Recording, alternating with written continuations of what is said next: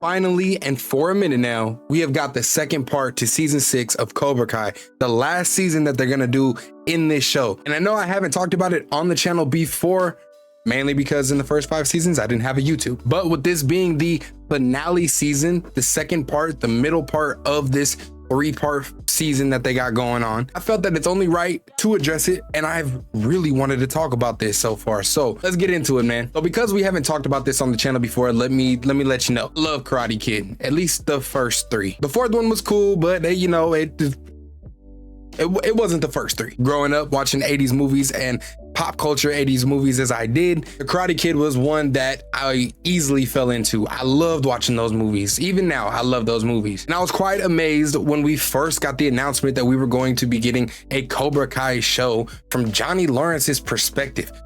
That's pretty dope. And for the most part, for this 6 seasons that has been going on, it's been a pretty successful show. Season 1 through 5 was awesome, with maybe season 5 being the weakest season out of them all so far. In terms of just the choreo wasn't the same, like the fight choreography wasn't really the same. The cheesiness was a little bit more aggressive than it was in the previous 4 seasons. But throughout the series, these callbacks that they gave to the old movies, whether it be just to fill in more context or just to get returning faces to the franchise, was so much fun and so awesome to see. People like Mike Barnes, Ali Mills, Chosen being back into this series is a dope addition. He's hilarious and he's hella fun to watch, and I like him being a part of this trio with Johnny and Daniel. My 3 favorite characters hands down in this series are Robbie, Miguel, and Tori. Their stories are the ones that I find to be more interesting. I find myself more invested in, but you know, Johnny Lawrence, he's definitely one of the top tier characters in the show.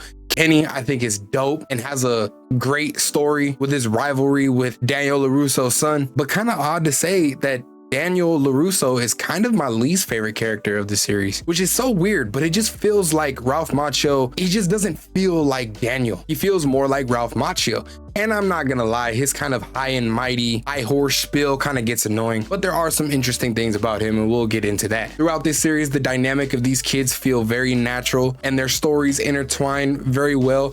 I love this ongoing theme of never knowing who is on whose side, because this is a coming of age story, and the fact that these young kids are growing up and they're coming into their own and at a very emotionally vulnerable point in their life, they often have their feelings exploited and used to sway their loyalties one way or the other. Season 6, part 1 was enjoyable. It felt like we were going back to formula. It was more action-packed, more focused on the karate aspect of things and the importance of that. Part 2, the latest 5 episodes that we got, up the ante from there. And I'm really enjoying the use of the Sakai Takai that they got going on. And knowing that we only have 5 episodes left, it's really cool to have a full circle moment where we have Johnny, we have Daniel, we have Kreese, and we have Silver all back at their rivalry. And I will say that for a little minute, it kind of got a little tiring having Kreese show up again and again and again and again. But with season 6, I find myself not really caring anymore about that. It feels natural. It fits in well. I'm enjoying the story that's being told, and we're getting pretty serious. So I'm still with it for these final episodes. One thing that I do find really interesting in season 6 is this ongoing plot with Daniel LaRusso and kind of him trying to figure out the past of Mr. Miyagi. I find that to be very interesting and very cool to learn that in Mr. Miyagi's earlier days, maybe he made some mistakes and he was trying to keep that hidden from Daniel. Obviously, he was trying to keep that hidden from Daniel. Now, the part with CGI Mr. Miyagi, I won't lie, initially it hit me kind of weird, but I will say that it served a purpose. It wasn't just thrown in there for cameo's sake. It had a purpose, it was quick, and it's a Netflix budget, so I mean, what do you really expect? So even though it was a bit unsettling and very obviously CGI, I also thought that it was really cool that we finally got to see Mr. Miyagi officially a part of this series. And the younger guy that played him in that brief little dream sequence that Daniel had, oh, that was perfect casting, dude. It was a small moment, but he played that part really well. And bro sounded like Miyagi. I think that it was an awesome pick.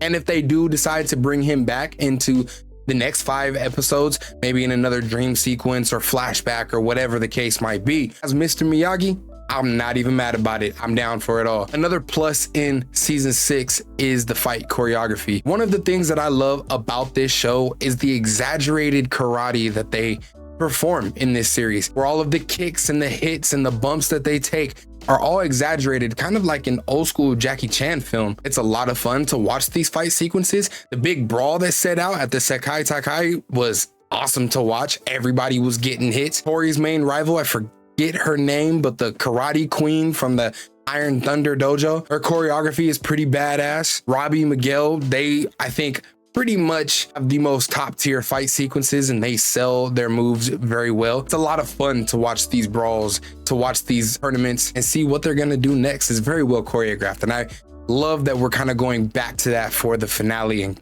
kind of getting away from the cheesiness and the slow choreography that I feel kind of tainted the 5th season. We got 5 episodes left. We have a lot of storylines that need to close, whether it's Daniel making peace with Mr. Miyagi, Johnny making peace with Kreese, Robbie and Tori need to work some things out. It's going to be very interesting to see how this unravels and how the story ends. With a new Karate Kid film on the horizon with both Jackie Chan and Ralph Macchio, I'm really hoping that we get some kind of nod towards what that can look like or what that will look like. Maybe we see in some kind of way how Ralph ends up. If Jackie Chan shows up in this show, I'm going to be so excited, because even though I am not a huge plot line of the new Karate Kid film, I am excited to see these two different adaptations in these two worlds collide and come together, because I did like the Jackie Chan and Jaden Smith movie. Now, they not know Mr. Miyagi and Danielson, but I thought it was a decent remake, and I'm excited to see how those two worlds collide. But we're gonna have to see.